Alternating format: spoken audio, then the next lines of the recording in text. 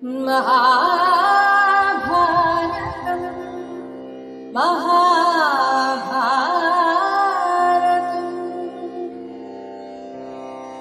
यदा यदा हि धर्मस्य ग्लानिर्भवति भारत अभ्युत्थानमधर्मस्य तदात्मानं सृजाम्यहम्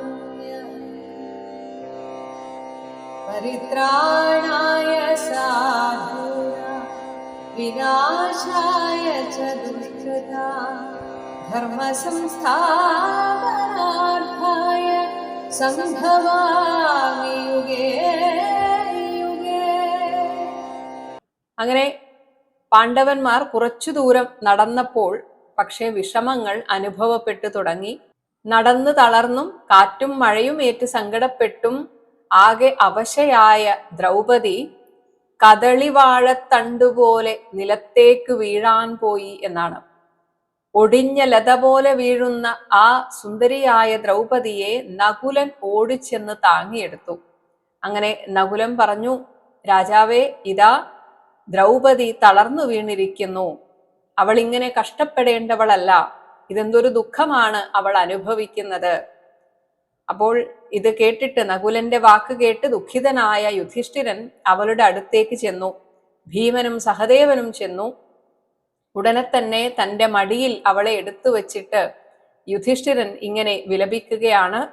നല്ല അടച്ചുറപ്പുള്ള ഗൃഹത്തിൽ മണിമെത്തയിൽ കയറി സുഖമായി കിടക്കേണ്ട രാജകുമാരി ഇതാ വെറും നിലത്തല്ലേ വീണു കിടക്കുവാൻ ഇടയായത്. മൃഗങ്ങൾ നിറഞ്ഞ മഹാവനത്തിൽ ഇവളെ കൊണ്ടുവന്നത് വലിയ അന്യായം തന്നെ. പാണ്ഡവന്മാർ ഭർത്താവായാൽ ഇവൾക്ക് സുഖമാകും എന്ന് ചിന്തിച്ചാണ് ഇവളുടെ അച്ഛനായ ദ്രുപദൻ നമുക്ക് വിവാഹം ചെയ്തു തന്നത്. അങ്ങനെയുള്ള ഈ ദ്രുപദപുത്രി ഇതാ ഇപ്പോൾ ശോകാർത്തയായിട്ട്. അപ്പോൾ യുധിഷ്ഠിരൻ സ്വയം പറയുകയാണ്, പാപിയായ ഈ ഞാൻ കാരണം വെറും നിലത്തിതാ വീണു കിടക്കുന്നു. ഇങ്ങനെ ധർമ്മരാജാവായ യുധിഷ്ഠിരൻ ഇപ്രകാരം വിലപിച്ചുകൊണ്ടിരിക്കെ ധൗമ്യാദികളായ ബ്രാഹ്മണരൊക്കെ ആ സ്ഥലത്തേക്ക് ഓടി വന്നു. അവരൊക്കെ രക്ഷോഘ്നമായ മന്ത്രം ജപിച്ച് കർമ്മവും ചെയ്തു. ആ മഹർഷിമാർ ശാന്തിക്കായി മന്ത്രം ചൊല്ലിയ സമയം പാണ്ഡവന്മാർ അവരുടെ ശീതളമായ കൈകൊണ്ട് തലോടിക്കൊണ്ടിരിക്കവേ ജലം കലർന്ന കുളിർക്കാറ്റ് ദേഹത്തിലേറ്റപ്പോൾ പാഞ്ചാലി സുഖം പൂണ്ട് ഉണർന്നു. പതുക്കെ ബോധം വീണ അവളെ പാണ്ഡവന്മാർ ഒരു മൃഗാജിനത്തിൽ, കൃഷ്ണാജിനത്തിൽ കിടത്തി, മൃഗത്തോൽ അതിൽ കിടത്തി വിശ്രമിപ്പിച്ചു. അവളുടെ രക്താരുണമായ പാദങ്ങൾ തഴമ്പു ചേർന്ന കൈത്തലം കൊണ്ട് നകുലനും സഹദേവനും തലോടിക്കൊടുത്തു. ധർമ്മരാജാവ് അവളെ ആശ്വസിപ്പിച്ചു. എന്നിട്ട് ഭീമനോട് പറഞ്ഞു, ഭീമ, മഞ്ഞുമൂടി കിടക്കുന്നവയും ദുർഗമങ്ങളുമായ അനേകം പർവ്വതങ്ങൾ ഇനിയും കയറേണ്ടതുണ്ട്. കാരണം പുറപ്പെട്ടു കഴിഞ്ഞു, ഇനി തിരിച്ചു പോകാൻ പറ്റില്ല. അപ്പോൾ എങ്ങനെ സഞ്ചരിക്കും, ഈ കൃഷ്ണ എങ്ങനെ സഞ്ചരിക്കും എന്ന് യുധിഷ്ഠിരൻ ചോദിച്ചപ്പോൾ ഭീമൻ പറയുകയാണ്, രാജാവേ, അങ്ങ് വിഷമിക്കേണ്ട. അങ്ങയെയും കൃഷ്ണയെയും നകുല സഹദേവന്മാരെയും ഞാൻ കൊണ്ടുപോകാം. ഒട്ടും വിഷമിക്കേണ്ട. ഇനി അല്ലെങ്കിൽ അങ്ങ് സമ്മതിക്കുകയാണെങ്കിൽ ഹിഡിംബീപുത്രനായ ഘടോത്കജൻ വന്ന് നമ്മളെ എല്ലാവരെയും എടുത്തുകൊണ്ടുപോകും. അവൻ മഹാവീര്യനും ആകാശഗാമിയും ബലത്തിൽ എന്നോട് തുല്യനുമാണ്. ഇങ്ങനെ ഭീമൻ പറഞ്ഞപ്പോൾ ധർമ്മരാജാവായ യുധിഷ്ഠിരൻ സമ്മതിച്ചു. അങ്ങനെ ഭീമൻ തൻ്റെ രാക്ഷസപുത്രനെ ധ്യാനിച്ചു. ഉടനെ അവൻ അടുത്തെത്തി പാണ്ഡവന്മാരെ നമസ്കരിച്ചു, ബ്രാഹ്മണരെയും വന്ദിച്ചു. അവൻ അച്ഛനായ ഭീമനോട് പറഞ്ഞു, ഭവാൻ എന്നെ ഓർത്തപ്പോൾ തന്നെ ഇതാ ഞാൻ പിതൃശുശ്രൂഷയ്ക്കായി എത്തിയിരിക്കുന്നു. ഭവാൻ കൽപ്പിച്ചാലും എന്തു വേണമെങ്കിലും ചെയ്യുവാൻ ഞാൻ സന്നദ്ധനാണ്. ഇത് കേട്ട ഭീമൻ തന്റെ പുത്രനെ കെട്ടിപ്പുണർന്നു. യുധിഷ്ഠിരൻ പറയുകയാണ്, ഭീമ, നിന്റെ മൂത്തപുത്രനായ ഈ ഘടോത്കജൻ ശൂരനും ധർമ്മജ്ഞനും ബലവാനും സത്യസന്ധനുമാണ്. ഇവൻ നമ്മുടെ ഭക്തനുമാണ്. ഇവൻ നമ്മളെ എടുക്കട്ടെ. ഭീമപരാക്രമനായ നിന്റെ പുത്രന്റെ ബലം കൊണ്ടല്ലാതെ പാഞ്ചാലിയോടുകൂടി പരുക്കുപറ്റാതെ ഈ ഗന്ധമാദനം കയറുവാൻ ഞാൻ ശക്തനല്ല. ഇങ്ങനെ തന്റെ ജ്യേഷ്ഠന്റെ വാക്ക് കേട്ടപ്പോൾ ഭീമൻ തന്റെ പുത്രനോട് ഇങ്ങനെ ആജ്ഞാപിച്ചു, ഉണ്ണി ഘടോത്കജ, നിന്റെ അമ്മയായ ദ്രൗപദി ക്ഷീണിച്ചു പരവശയായി തളർന്നു കിടക്കുന്നത് നീ നോക്കൂ. ആകാശത്തിലും ഭൂമിയിലും ഇഷ്ടം പോലെ സഞ്ചരിക്കുവാൻ കഴിവുള്ളവനാണല്ലോ നീ. നിന്റെ അമ്മയെ എടുത്ത് ചുമലിൽ വെച്ച് പീഡയൊന്നും കൂടാതെ ആകാശമാർഗത്തിലൂടെ നീ പതുക്കെ പോകണം. നിന്നോടൊരുമിച്ച് ഞങ്ങളും വരുന്നതാണ്. അങ്ങനെ ഘടോത്കജൻ പറഞ്ഞു, ധർമ്മരാജാവിനെയും അമ്മയായ കൃഷ്ണയെയും നകുല സഹദേവന്മാരെയും ധൗമ്യനെയും എടുത്തുകൊണ്ടുപോകുവാൻ ഞാൻ ഒരാൾ മതി. എന്നാൽ എനിക്ക് കൂട്ടുകാർ ഉള്ളതുകൊണ്ട് എല്ലാവരെയും ഞാൻ തനിച്ചെടുക്കേണ്ടതില്ല. 100 കണക്കിന് വീരന്മാർ എനിക്ക് കൂട്ടുകാരായിട്ടുണ്ട്. അവർ ഇഷ്ടം പോലെ രൂപം മാറുവാൻ കഴിവുള്ളവരും ആകാശത്തിലും ചരിക്കാൻ കഴിവുള്ളവരുമാണ്. ബ്രാഹ്മണരോടുകൂടി എല്ലാവരെയും അവരും എടുത്തുകൊള്ളും. ഇങ്ങനെ പറഞ്ഞ് ഘടോത്കജൻ കൃഷ്ണയെ തോളിലെടുത്തു. പാണ്ഡവന്മാരെ മറ്റുള്ളവരും എടുത്തു. മഹാദ്യുതിയായ ലോമശനാകട്ടെ സ്വന്തം പ്രഭാവത്താൽ 2ാം സൂര്യൻ എന്നതുപോലെ ശോഭിച്ചുകൊണ്ട് ആ സിദ്ധന്മാരുടെ മാർഗത്തിൽ കൂടി ഒറ്റയ്ക്ക് സഞ്ചരിച്ചു. ഇങ്ങനെ പാണ്ഡവന്മാരും കൃഷ്ണയും അല്പസമയം കൊണ്ട് ബഹുദൂരത്തിലെത്തി. രമണീയ വനങ്ങളും നാനാരത്നങ്ങൾ വിളഞ്ഞു നിൽക്കുന്ന ദേശങ്ങളും ഒക്കെ കടന്ന് അങ്ങനെ വിവിധാശ്ചര്യങ്ങൾ നിറഞ്ഞ കൈലാസ പർവ്വതം അവർ കണ്ടു. അതിന് സമീപത്തുള്ള നരനാരായണ ആശ്രമത്തിൽ അവർ പ്രവേശിച്ചു. നരനാരായണന്മാരുടെ രമണീയമായ ആ ആശ്രമത്തെ അവർ ചുറ്റി നടന്നു നോക്കി. ശോകനാശനമായ ആ പുണ്യസ്ഥലത്ത് അവർക്ക് ദാഹവും വിശപ്പും ഒന്നും അറിഞ്ഞില്ല എന്നാണ് പറയുന്നത്. അങ്ങനെ ആ നരനാരായണ ആശ്രമത്തിൽ പരമശുദ്ധിയോടുകൂടി ആ പാണ്ഡവർ അർജുനനെ കാണുവാനുള്ള ആഗ്രഹത്തോടുകൂടി 6 രാത്രി പാർത്തു. അങ്ങനെ ഇരിക്കെ ഒരു ദിവസം വടക്ക് കിഴക്ക് ഭാഗത്ത് നിന്ന് കാറ്റിൽ പറന്ന് സൂര്യ തേജസ്സുള്ള 1000 ഇതളുള്ള ഒരു താമരപ്പൂവ് എദൃച്ഛയ അവരുടെ മുമ്പിൽ വന്നു വീണു. ദിവ്യമായ മണം പുറപ്പെടുന്നതും ഭംഗിയേറിയതുമായ ആ പുഷ്പം വന്ന് വീഴുന്നത് പാഞ്ചാലി കണ്ടു. അങ്ങനെ മനോഹരമായ ആ പുഷ്പം എടുത്ത് സന്തോഷത്തോടെ പാഞ്ചാലി ഭീമന്റെ അടുത്ത് പോയിട്ട് പറയുകയാണ്, ഭീമ, ഈ മനോഹരമായ പുഷ്പം കണ്ടുവോ? എന്തൊരു കൗതുകമാണിത്! ഇതിൽ പരം വിശേഷമായി മറ്റു പുഷ്പങ്ങളില്ല. എന്തൊരു ഭംഗി, എന്തൊരു മനം കുളിർപ്പിക്കുന്ന മണം! ഇത് ഞാൻ ധർമ്മരാജാവിന് കൊടുക്കട്ടെ. എനിക്ക് പ്രിയത്തിനായിട്ട് ഇത്തരം കുറെ പുഷ്പങ്ങൾ വനത്തിലേക്ക് കൊണ്ടുവരിക. എന്നോട് ഭവാന് ഇഷ്ടമുണ്ടെങ്കിൽ ഈ പുഷ്പങ്ങൾ ഇനിയും കുറെ കൊണ്ടുവന്ന് തരൂ എന്ന് പറഞ്ഞ് ദ്രൗപദി ആ പുഷ്പം യുധിഷ്ഠിരന് കൊണ്ടുപോയി കൊടുക്കുകയാണ്. അങ്ങനെ ദ്രൗപദിയുടെ ഏതാഗ്രഹവും നിറവേറ്റുവാൻ സന്നദ്ധനായി നിൽക്കുന്ന ഭീമൻ ദ്രൗപദിക്ക് ഇങ്ങനെ ഒരു ആഗ്രഹം ഉണ്ട് എന്നറിഞ്ഞ് അവളുടെ ആഗ്രഹം സാധിപ്പിക്കുവാനായി പുറപ്പെട്ടു. ആ പുഷ്പത്തെ ഇങ്ങോട്ടെത്തിച്ച കാറ്റിന്റെ ഗതി നോക്കി നടന്നു. പൊന്നണിഞ്ഞ വില്ലും പാമ്പ് പോലുള്ള ശരങ്ങളുമേന്തി ഒരു മത്തഗജം പോലെ ഗംഭീരനുമായ ഭീമൻ അങ്ങനെ നടന്നു. ഇങ്ങനെ ഒരുപാട് ദൂരം മുന്നോട്ട് പോയപ്പോൾ ഭീമന്റെ ഉള്ളിൽ ഒരു ചിന്ത വന്നു. ഞാൻ മടങ്ങി ചെല്ലുവാൻ വൈകിയാൽ ജ്യേഷ്ഠൻ എന്നെ അന്വേഷിക്കുവാൻ നകുലനെയോ സഹദേവനെയോ അയക്കുമോ? അവരെ അകലെ അയച്ചാൽ പിന്നെ ജ്യേഷ്ഠനും ദ്രൗപദിക്കും ആരാണ് തുണ? അവരുടെ ബലത്തിൽ ജ്യേഷ്ഠന് വിശ്വാസമില്ലാത്തത് കൊണ്ടും നകുല സഹദേവന്മാരിൽ അദ്ദേഹത്തിനുള്ള സ്നേഹം കൊണ്ടും അവരെ അദ്ദേഹം ദൂരെ കയക്കുകയില്ലെന്ന് ഞാൻ വിചാരിക്കുന്നു.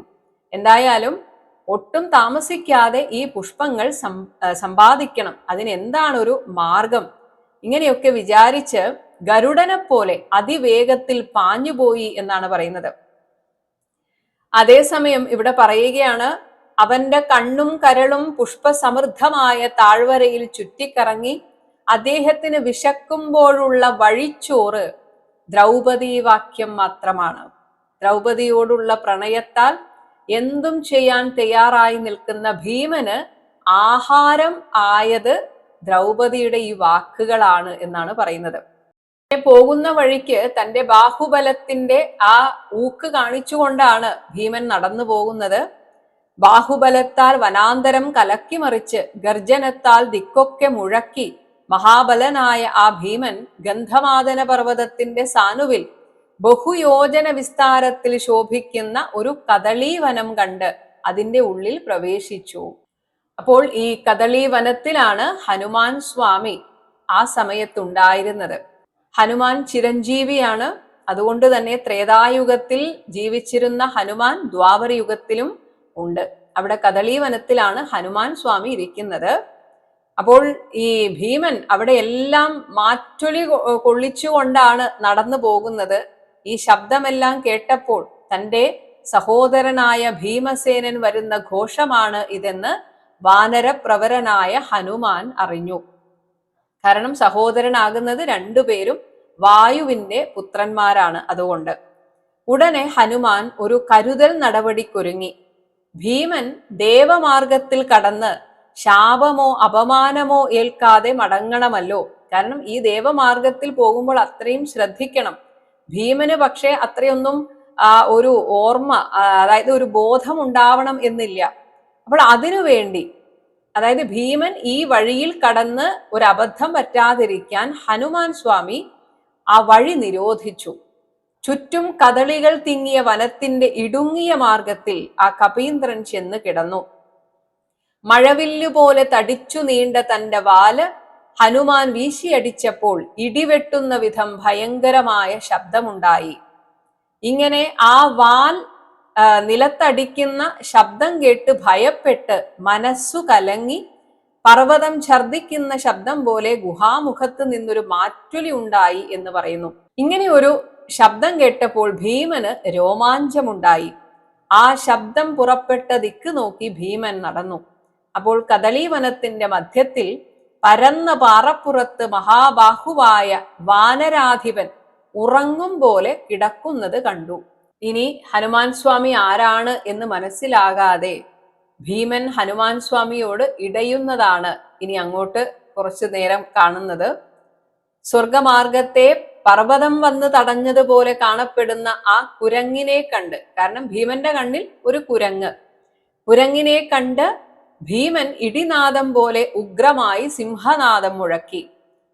ഹനുമാൻ തൻ്റെ മധുരമായ ആ ദൃഷ്ടികൾ അല്പം തുറന്ന്, കാരണം അത്രയും പ്രായമായിട്ടാണ് അവിടെ കാണുന്നത്, അപ്പോൾ ഇത്തിരി തുറന്നിട്ട് അവജ്ഞയോടും പുഞ്ചിരിയോടും കൂടി ഭീമസേനനെ ഒന്ന് തിരിഞ്ഞു നോക്കി.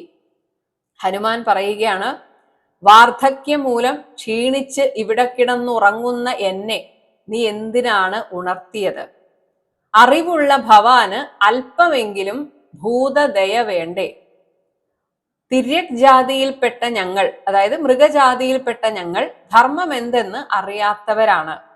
മനുഷ്യരാണെങ്കിൽ ബുദ്ധിമാന്മാരാണ്. അവർ എല്ലാ ജീവികളിലും കരുണ കാണിക്കുന്നു. എന്നാൽ ദേഹം കൊണ്ടും വാക്കുകൊണ്ടും ബുദ്ധി കൊണ്ടും ക്രൂരമായ പ്രവൃത്തിയിൽ നിങ്ങളെപ്പോലുള്ള ബുദ്ധിമാന്മാർ ഏർപ്പെടുന്നത് ശരിയാണോ? നീ ധർമ്മം എന്താണെന്ന് അറിഞ്ഞിട്ടില്ല. നീ യോഗ്യന്മാരെ സേവിച്ചിട്ടുമില്ല. നീ അല്പബുദ്ധിയാണ്, മൂഢനാണ്. അല്ലെങ്കിൽ ഈ പക്ഷിമൃഗാദികളെയൊക്കെ കൊല്ലുവാൻ നീ പുറപ്പെടുമോ? നീ ആരാണ്? എന്തിനാണ് ഈ കാട്ടിലേക്ക് എഴുന്നള്ളിയത്? മനുഷ്യർക്ക് പ്രവേശിക്കുവാൻ പാടില്ലാത്ത ഇടമാണിത്. ഇവിടെ നിന്റെ പൗരുഷം വിളങ്ങുവാൻ പോകുന്നില്ല. നീ എവിടേക്കാണ് ഈ പോകുന്നത്? നീ എവിടേക്കാണെങ്കിലും അങ്ങോട്ട് പോകാൻ പാടില്ല. ഈ പർവ്വതം കയറുവാനും നിനക്ക് സാധിക്കില്ല. സിദ്ധന്മാർക്കു മാത്രമേ ഈ വഴിക്ക് പോകാൻ കഴിയൂ. ഇത് ദേവലോകത്തിന്റെ മാർഗമാണിത്.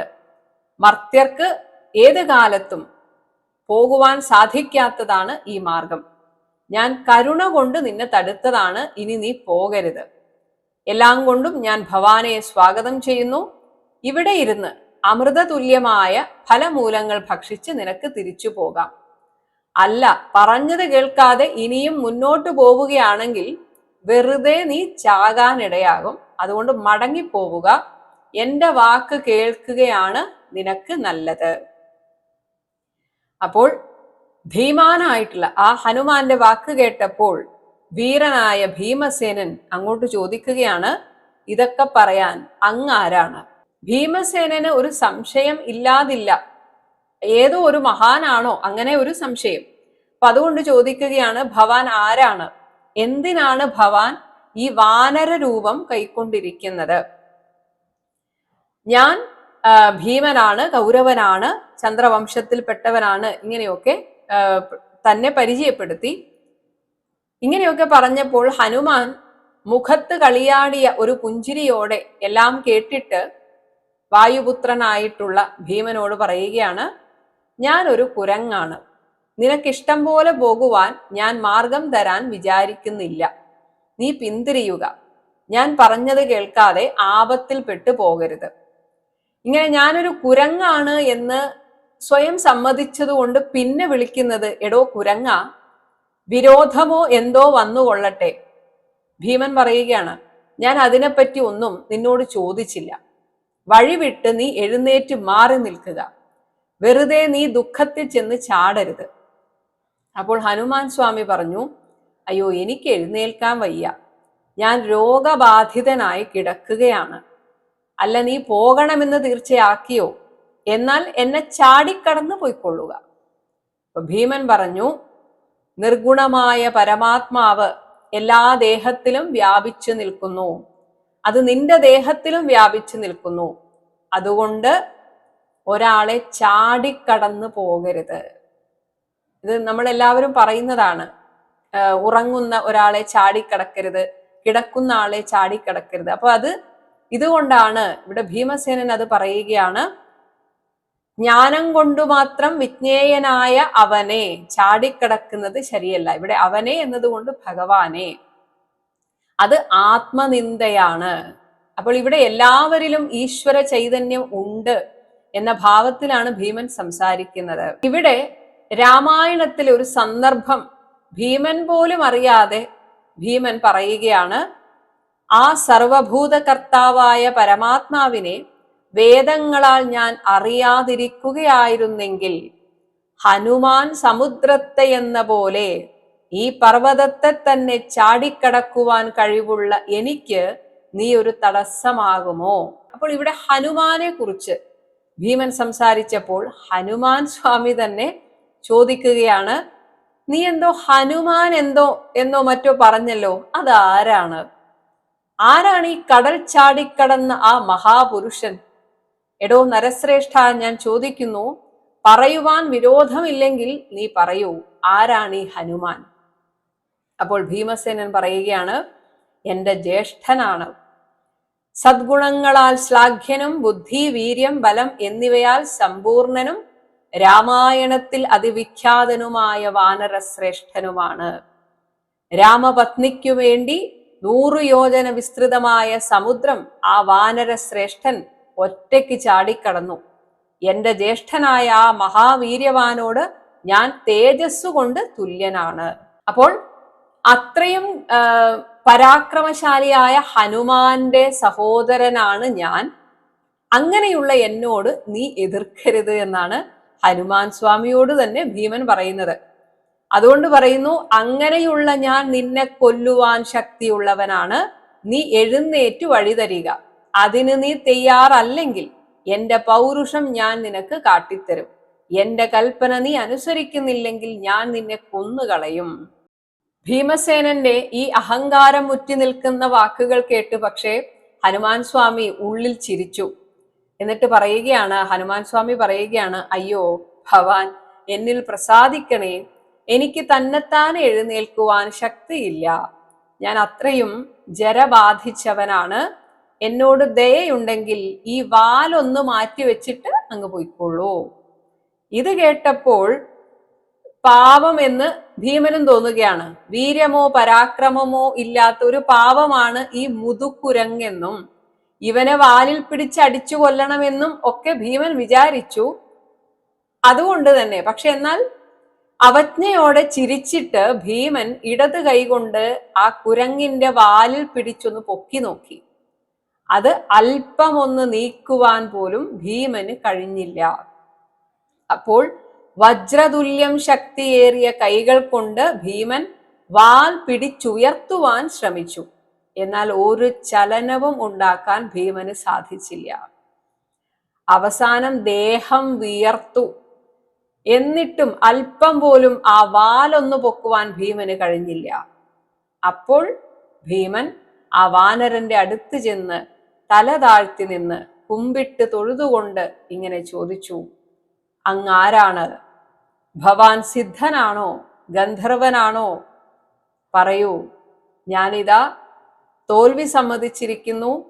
എന്നെ ശിഷ്യനെ പോലെ കരുതി അങ്ങാരാണെന്ന സത്യം എന്നോട് പറഞ്ഞാലും. അപ്പോൾ ഹനുമാൻ സ്വാമി പറഞ്ഞു, നിനക്കെന്നെ അറിയണമെന്ന് ആഗ്രഹമുണ്ടെങ്കിൽ ഞാൻ പറയാം. ലോകർക്ക് പ്രാണനായ വായു കേസരി ക്ഷേത്രത്തിൽ ജനിപ്പിച്ച, അതായത് കേസരി എന്ന വാനരന് ജനിച്ച വാനരനായ ഹനുമാനാണ് ഞാൻ. എടോ ഭീമ, നിന്റെ ഭ്രാതാവായ ആ ഹനുമാൻ ഈ ഞാൻ തന്നെയാണ്. പിന്നീട് ചെറുതായിട്ട് രാമായണ കഥ സംഗ്രഹിച്ച് ഹനുമാൻ സ്വാമി ഭീമനോട് പറഞ്ഞു കൊടുക്കുകയാണ്. അപ്പോൾ രാമായണ കഥ ചുരുക്കി പറഞ്ഞു കൊടുത്തിട്ട് അവസാനം എല്ലാം കഴിഞ്ഞ് എല്ലാവരും തിരിച്ചുപോയി, രാജ്യാഭിഷേകത്തിന് ശേഷം തിരിച്ചുപോയി എന്ന് പറഞ്ഞിട്ട് താൻ ശ്രീരാമചന്ദ്രനോട് വരം ചോദിച്ച കാര്യം ഭീമസേനോട് ഹനുമാൻ സ്വാമി പറയുകയാണ്. ഭവാന്റെ കഥ ലോകത്തിൽ എത്ര കാലത്തോളം നിലനിൽക്കുമോ അത്ര കാലത്തോളം ഞാൻ ജീവിച്ചിരിക്കണം എന്നായിരുന്നു ഞാൻ രാമനോട് പ്രാർത്ഥിച്ചത്. എന്റെ ആഗ്രഹം പോലെ അങ്ങനെയാകട്ടെ എന്ന് എന്നെ ഭഗവാൻ അനുഗ്രഹിച്ചു.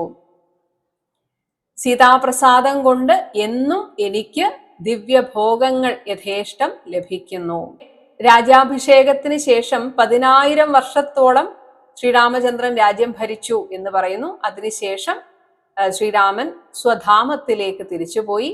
എന്നാൽ ഭഗവാന്റെ അനുഗ്രഹത്താൽ ഞാൻ ഈ കദളി വനത്തിൽ അപ്സര സ്ത്രീകളുടെയും ഗന്ധർവന്മാരുടെയും ഒക്കെ പരിലാളനയേറ്റ് സന്തോഷമായിട്ട് ഞാനിവിടെ ജീവിക്കുന്നു. അവരൊക്കെ എനിക്ക് വേണ്ടി ഇപ്പോഴും രാമചരിതം പാടിക്കൊണ്ടേയിരിക്കുന്നു. എന്നിട്ട് പറഞ്ഞു, ഭീമ, ഈ വഴി മനുഷ്യർക്ക് അഗമ്യമാണ്, പോകാൻ സാധിക്കാത്തതാണ്. അതുകൊണ്ടാണ് ഞാൻ ഈ മാർഗം തടുത്തത്. ഭവാനെ ആരും ശപിക്കരുത് എന്ന് വിചാരിച്ചിട്ടാണ്. കാരണം അങ്ങ് എന്തെങ്കിലും അബദ്ധം കാണിച്ചു പോയാൽ ദേവന്മാർ അങ്ങയെ ശപിക്കും. അത് പാടില്ല എന്ന് വിചാരിച്ചിട്ടാണ് ഞാൻ തടഞ്ഞത്. ഇത് ദിവ്യമായ ദേവമാർഗമാണ്. ഇതിലെ മർത്യർ പോവുകയില്ല. നീ അന്വേഷിച്ചു വന്ന ഈ മാർഗത്തിലൂടെ പോവുക, അതാണ് അതിലേക്കുള്ള വഴി എന്ന് ഹനുമാൻ സ്വാമി ആ വഴി കാണിച്ചു കൊടുക്കുകയാണ്. മഹാഭാരതം മഹാഭാരതം